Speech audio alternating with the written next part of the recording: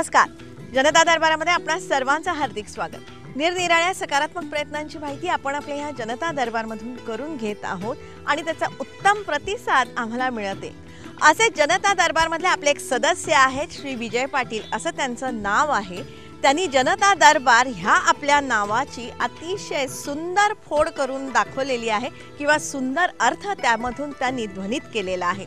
ते म्हणतात जनता दरबार याचा अर्थ असा आहे, ज म्हणजे जाणीव, न म्हणजे नम्रपणा, ता म्हणजे तंटामुक्ती आणि आता दरबारमध्ये द जर का घेतला तर त्यातून दाखले, र रमणीय ठिकाणे, बा म्हणजे बाल्य शिक्षण आणि र म्हणजे रममाण होणे, असा सुंदर अर्थ त्यांनी जनता दरबार ह्या नावातून आपल्यापर्यंत पोहोचवलेला आहे फेसबुकवरून.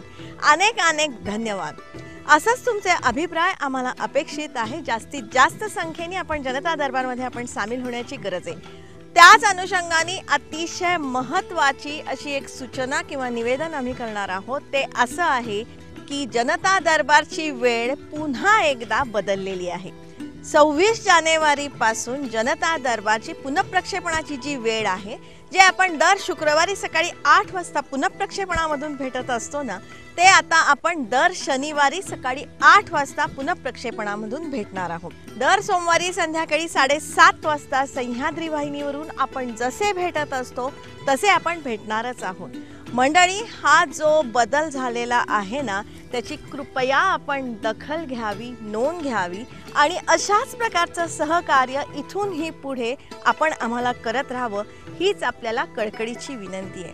मंडळी, जनता दरबारच्या माध्यमातून आपल्यामध्ये एक सकारात्मकतेचे बंध निर्माण झालेले आहेत. एक सुंदर नात्याची वीण आपल्यामध्ये निर्माण झालेली आहे, ज्यामुळे आपल्या मुलाबाळांचं, लेकरांचं जगणं सुसह्य होणार आहे, सुकर होणार आहे, सुंदर होणार आहे.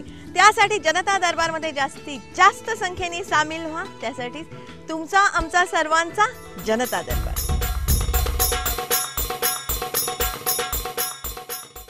जनता दरबारमधला आपला आजचा विषय खूप चांगला आहे, तुम्हाला सगळ्यांना आवडेल असाच आहे. मंडळी, जनता दरबारच्या माध्यमातून आपण शासकीय योजना असतील, उपक्रम असतील, अभियान असतील किंवा यशोगाथा असेल, या सगळ्याची वस्तुनिष्ठ माहिती घेत आहोत, जेणेकरून या योजनांचे लाभार्थी संख्या वाढू शकते. हाही त्यामागचा एक उद्देश आहे. त्याच अनुषंगाने सध्या आम्ही आदिवासी भागामध्ये फिरत आहोत.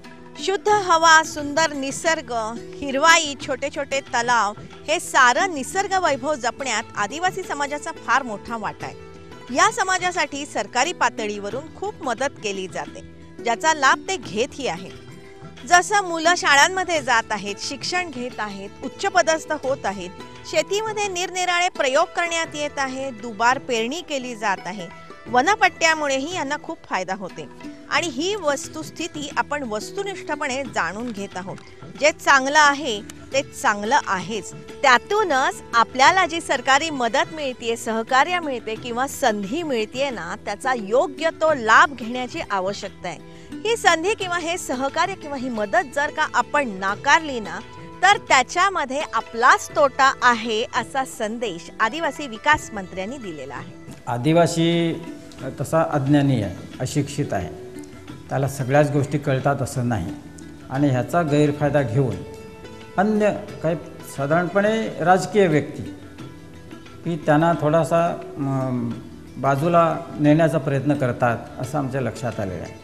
आणि त्यामुळे माझं अशा प्रकारचं आवाहन आहे की अशा प्रकारचे दिशाभूल करणाऱ्या व्यक्तीच्या काही या खात्यामध्ये येतात आणि विद्यार्थ्यांना दिशाभूल करणं किंवा अन्य मार्गाने काहीतरी वावड्या उठवणं, अशा जे होतं त्याच्यापासून आमच्या समाजाने किंवा आमच्या आदिवासी समाजाने त्यांच्यापासून दूर राहिलं पाहिजे.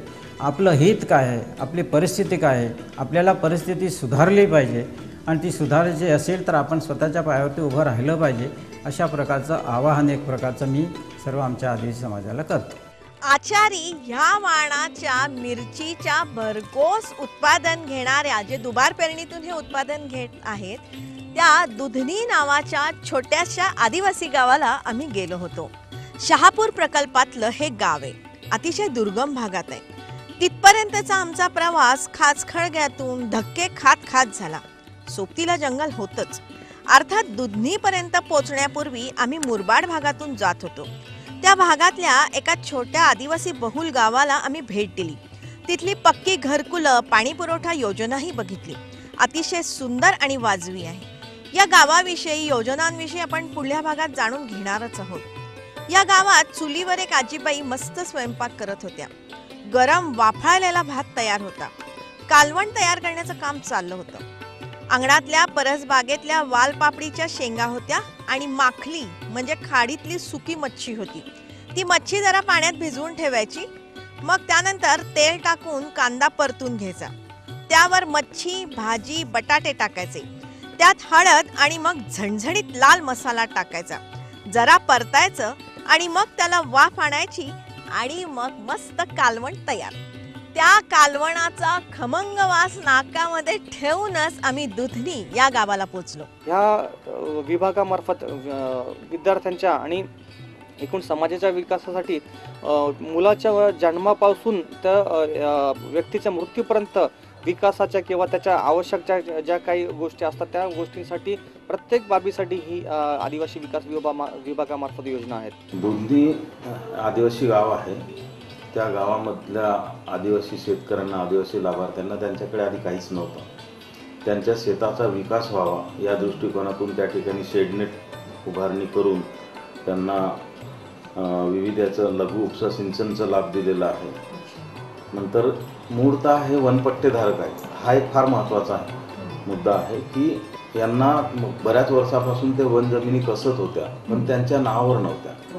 वन अधिकार अधिनियम आल्यामुळे हा एक मोठा लाभ झाला आणि हे वनपट्टे त्यांच्या नावावर झाले. एकदा वनपट्टे तर झाले पण त्या वनपट्ट्यावर ते पुढे काय करणार म्हणून त्या ठिकाणी आम्ही विहिरी दिल्या. विहीर देऊनच थांबलेलो नाही तर त्या ठिकाणी इतरही ह्या शेडनेट, लघु उपसा सिंचन आहे या पद्धतीच्या स्कीम दिलेल्या आहेत आणि या माध्यमातून त्यांनी अत्यंत उपयुक्त चांगल्या प्रकारे भाजीपाला लागवड केली आहे. त्या ठिकाणी मिरची मोठ्या प्रमाणावर काढता येते. म्हणजे त्यांना उदरनिर्वाहाचं साधन त्यांना जागेवर निर्माण झालेलं आहे आणि तो या आदिवासी विकास विभागामुळे झालेला आहे. दुधनी गावामध्ये दारिद्र्य रेषेखालच्या आदिवासी शेतकऱ्यांसाठी उपसा सिंचन योजना देण्यात आलेली आहे. त्यासाठी प्रत्येकी 1 लाख रुपयांची मदत करण्यात आलेली आहे. त्याचप्रमाणे 6 लोकांना शेडनेट हेही देण्यात आलेलं आहे. पाईपलाईन देण्यात आलेलं आहे, विहिरी देण्यात आलेल्या आहे, बैलगाड्याही देण्यात आलेल्या आहेत. दुधनी हे भिवंडी तालुक्यातलं गाव आहे. शहापूर जो आपला प्रकल्प आहे त्याच्यामध्ये ते येतं आणि अशा प्रकारे कष्ट करायची लोकांना आता सवय लागलेली आहे आणि त्याच्यातून 2 पैसे मिळत आहेत हे लक्षात आल्यानंतर ते अधिक चांगल्या प्रकारे काम करू शकते. आता असे करणारे जे लोक आहेत त्यांना सरकारने मदत करणं हे आमचं काम आहे आणि त्यामुळे तशा प्रकारची मदत मग एखाद्या शेतकऱ्याकडे शेती आहे, शेती असले तर त्याला पाण्याची व्यवस्था नाही, मग विहीर खोदून देणं हे आमचं काम आहे. तशा प्रकारचा आमचा कार्यक्रम आहे. विहीर खोदल्यानंतर ते विहिरीसाठी जर मोटर पंप लागत असेल, इलेक्ट्रिसिटी जिथे गेलेली आहे तिथे आम्ही मोटर पंप देतो. जर मोटर याची व्यवस्था झाली नसेल म्हणजे इलेक्ट्रिसिटीची तर त्या ठिकाणी अशा प्रकारे इंजिन देतो. इंजिन दिल्यानंतरही थांबत नाही तर इंजिननंतर पाणी त्याला नेण्यासाठी शेतामध्ये पाईपलाईनचीही व्यवस्था करतो.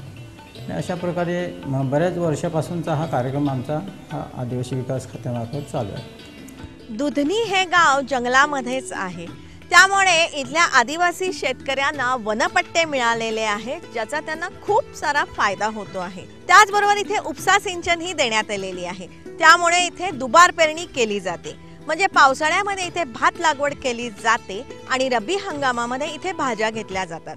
आता या मिरचीच्या उत्पादनाचं जर का म्हणलात ना तर एकरी आठवड्याला 600 ते 700 किलो इतकी मिरची निघते आणि जागेवरतीच याची विक्री केली जाते. म्हणजे जो दलाल येतो तो जागेवरतीच 25 रुपये किलोनी ही मिरची खरेदी करतो. ये मिरची अब्रेट. अब्रेट हा. कुठे मिळतं ते? का तुमचं स्वतःच आहे? नाही विकत आणतो. विकत आहे. मला सांगा हे किती क्षेत्र आहे? हे 1 एकराची ओढ आहे. थोडं 1 एकराची ओढ. आणि याला पाणी कुठून मिळतं? पाणी आम्ही बावडीचा सुरुवातीला घेतलं. बरं. आता जास्त लागते म्हणून नदीवरच. मग मिरचीच का घेता येते? का हा क्षेत्र मिरचीच आहे काय? मिरचीच चांगलं आम्हाला आठवलंय. कधी लागवड केली ही लागवड जवळ आता 2 महिने होते. 2 महिने. आता कधी किती उत्पादन कधी? आता 15-20 दिवसांनी उत्पन्न चालू होईल. अच्छा, मिरच्या लागतील ह्याला? हा. इतक्या लहान आहेत का मोठी नाही होतात? आता त्याची वाढ तसं मिरची भाजणार. मग आता ही जी फुलं आलेली आहेत आता हे मग आता हे फुलांना- भात चालू झालं. बरं. आणि याला वाण कुठलं म्हणलात तुम्ही? हे आचारी मिरची. आचारी आचारी म्हणजे काय असतं त्याच्यामध्ये? ते खायला चांगली. तिखट किती असते? तिखट नाही ती. तिखट नाही? नाही. बरोबर. आणि याला मशागत कशी करायला लागते? याला मशागत पहिल्याने आता लागवड केली नंतर आधी नांगरून घेतलं? नाही हे आधी ट्रॅक्टर लावून नांगरून हो. मग हे वळ्या कशा केल्या तुम्ही? वळे आम्ही मग हाती करतो. तुम्ही हा करताय? पावऱ्यामध्ये करतो. किती वेळ राबत असता रोज शेतामध्ये? किती वेळ असता? सकाळी 7 वाजल्यापासून तर 6 वाजेपर्यंत असतोच. दुपारी जेवण केला, सकाळी नाश्ता केला का शेतामध्येच. अच्छा. आणि मग याला आता इथे सरकारने तुम्हाला काही मदत केली का? हा मदत केली ना, आम्हाला विहीर दिली. विहीर काय पूर्ण बांधून दिली? पूर्ण बांधून दिली. किती पाणी आहे? पाणी भरपूर आहे. भरपूर आहे का? हो. मग त्या विहिरीच्या पाण्यावर एवढा मळा फुलला? हा. अरे वा. आणि काय दिलं तुम्हाला? आदिवासी? आता तुम्ही आदिवासी का? आम्हाला इंजन पण देणार आहेत. आता आदिवासी आहे आम्ही. कुठल्या जातीचं? आम्ही मल्हार कोल्हे. मल्हार. हा. अजून काय लावलेली? कुठली भाजी काढली? अजून तिकडे वांगी आहेत थोडी. बरं. आणि गवार लावली. मग गौरावणे अशी आम्ही गौरावून बोलतो, नाही तर गवार बोलतात.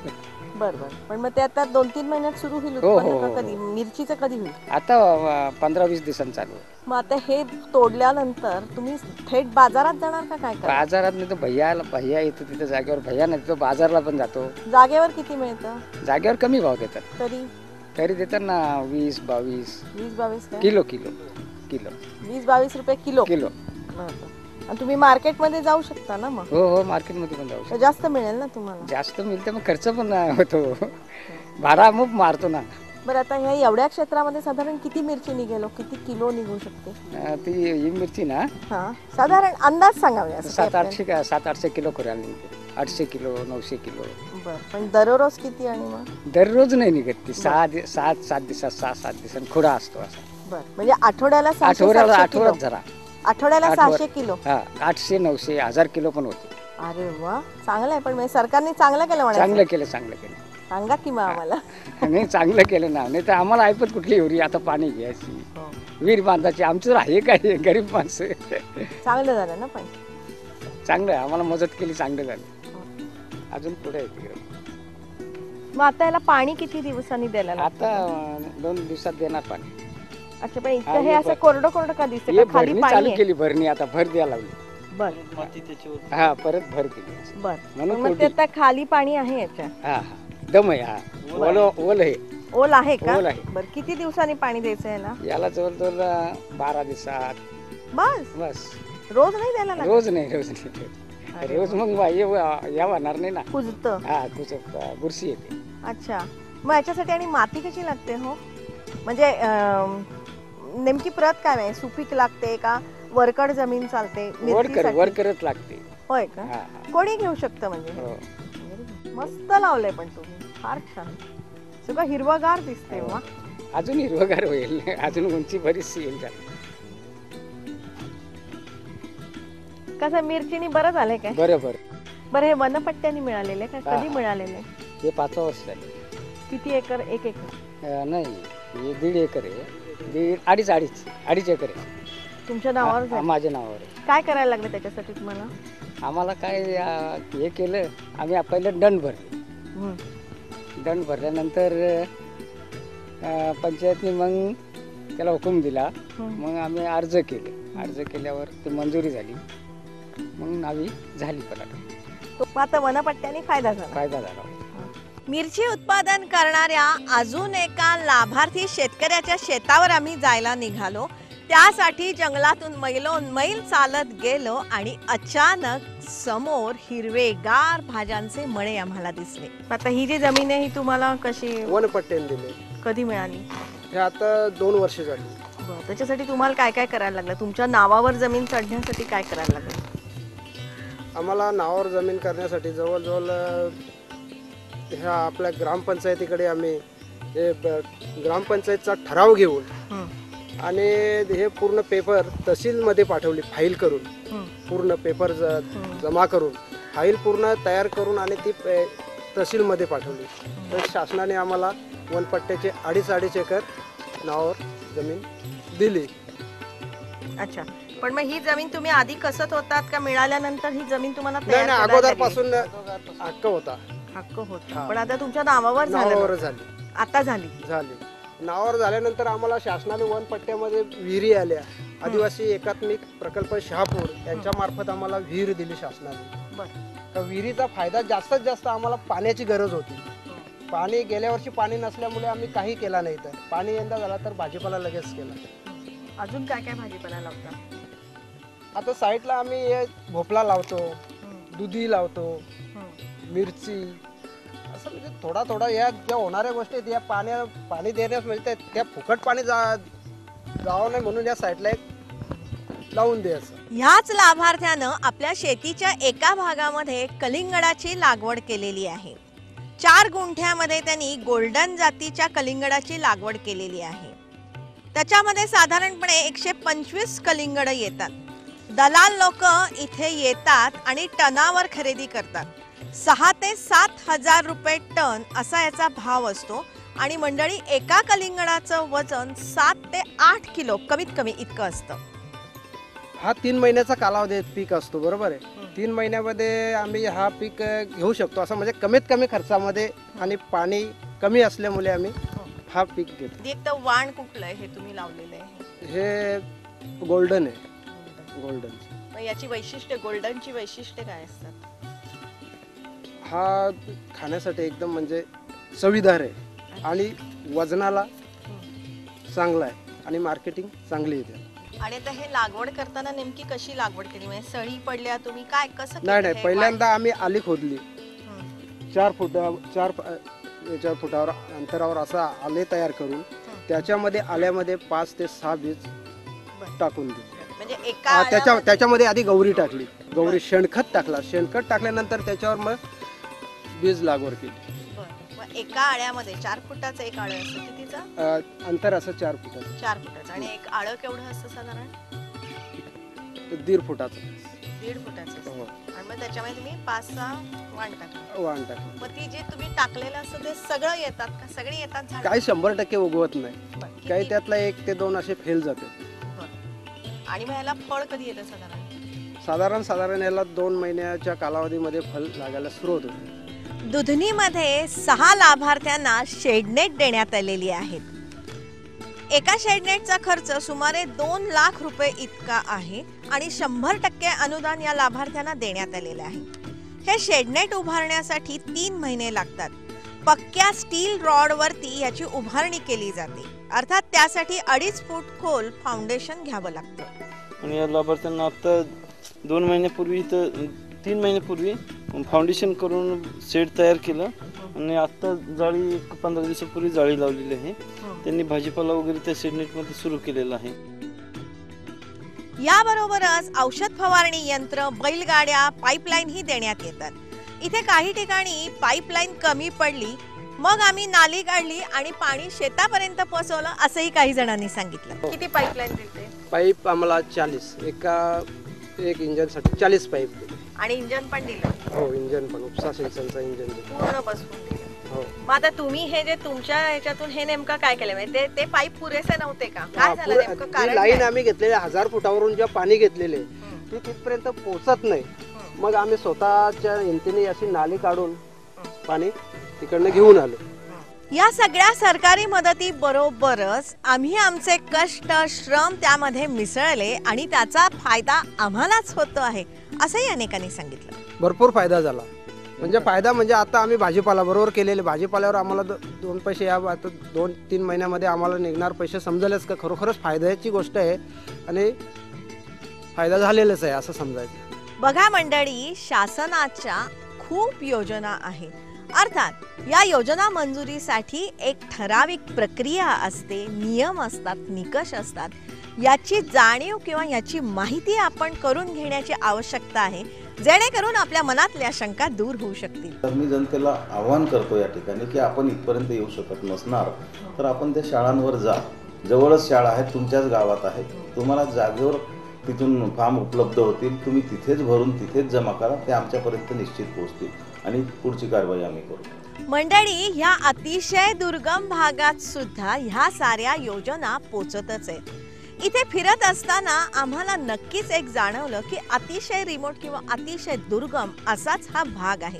इथले रस्ते जर का आपण बघितलेत ना तर अतिशय अरुंद आहेत, वळणावळणाचे आहेत, खाचखळग्यांचे असेच हे रस्ते आहेत। या सगळ्या रस्त्यावरून हे जे साहित्य आहे म्हणजे शेडनेटचं असेल, पाईपलाईनचं असेल, कृषी पंप असतील, हे जे सगळं साहित्य आहे ना, या साहित्याची वाहतूक करणं सुद्धा अत्यंत जिकिरीचं आहे आणि ही वस्तुस्थिती आम्ही इथे फिरून अनुभवलेली आहे। अर्थात तरीही शासनाचे हे सगळे घटक आहेत ना, ते प्रयत्नांची पराकाष्ठा करत आहेत, सरकारी योजना अतिशय या दुर्गम भागामध्ये पोहोचवत आहेत। त्यामुळे लोकांनी, माझं आव्हान एवढंच आहे की लोकांनी ह्या ज्या योजना आहेत आमच्या आदिवासी विकास विभागाच्या, त्याचा जास्तीत जास्त फायदा घेऊन आणि मग अशा प्रकारे स्वतःच्या पायावरती उभं राहण्याचा प्रयत्न केला पाहिजे। त्याच्याकरता ज्या ज्या काही अडचणी असतील, मधल्या यंत्रणेच्या अडचणी असतील किंवा इतर काही अडचणी असतील, तर त्या अडचणी दूर करण्याचा प्रयत्न आमचा सरकार म्हणून असणार आहे आणि तो आम्ही दूर करू। काही त्रुटी कमतरता असतील ना तर त्या निदर्शनास आणून द्या, त्याच्यावरती उपाय शोधा, तुम्ही निर्भय व्हा। आपले जे हक्क असतील ना ते तर जाणून घ्याच, पण त्या हक्कांबरोबर ज्या जाणीवा असतात किंवा ज्या जबाबदाऱ्या असतात ना, त्याचीही जाणीव आपण ठेवायला पाहिजे किंवा त्याचं भान आपण लक्षात घेण्याची गरज आहे। संधी मिळत असतात, संधीचा फायदा हा आपण घ्यायलाच पाहिजे। याच्याकरताच माझं आवाहन असंच असेल सर्व समाजाला, आदिवासी समाजाला, की आपली प्रगती झाली पाहिजे। इतर समाज आणि आपण फार मागे आहोत, तर इतर समाजावर झालं मेन प्रवाहामध्ये आलं पाहिजे अशी आमची त्याच्या पाठीमागची भूमिका आहे। या आदिवासी समाज असेल किंवा अन्य ज्या जमाती असतील, ह्या मुख्य प्रवाहामध्ये आल्या पाहिजे आणि म्हणून या समाजाने सुद्धा ज्या काय अडचणी आहेत त्या अडचणी आम्ही सोडवू, शासन म्हणून सगळ्या सोडवू, परंतु त्याचा लाभ घेऊन ज्या ज्या काही आम्ही वेगवेगळ्या स्कीम्स किंवा योजना करतो आहोत, त्या योजनांचा लाभ घेऊन आपण स्वतःच्या पायावरती उभं राहिलं पाहिजे।